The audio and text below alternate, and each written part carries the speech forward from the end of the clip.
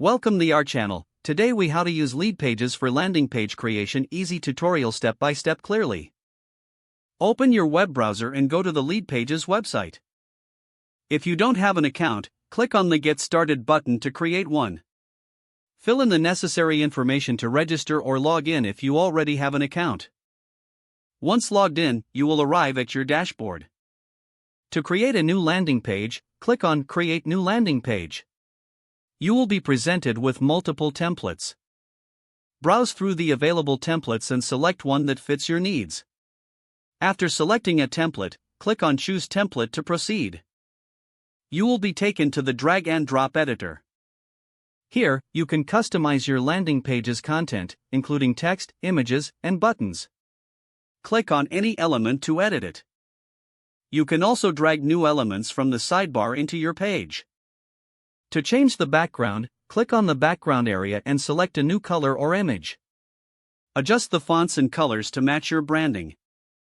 If you need to add a form, drag the form element onto the page. Configure the form settings to capture the information you need from your visitors. Once you are satisfied with your layout and design, click on the Preview button to see how your landing page looks. Make any final adjustments as needed. When you're ready to publish, click on the Publish button. You will be prompted to choose a domain for your landing page. Select a custom domain or use a Leadpages subdomain. After confirming your choice, click Publish to make your landing page live. Copy the link provided to share it across your marketing channels. Your landing page is now ready to capture leads. If the page does not load, refresh the browser or try again in a private or incognito window.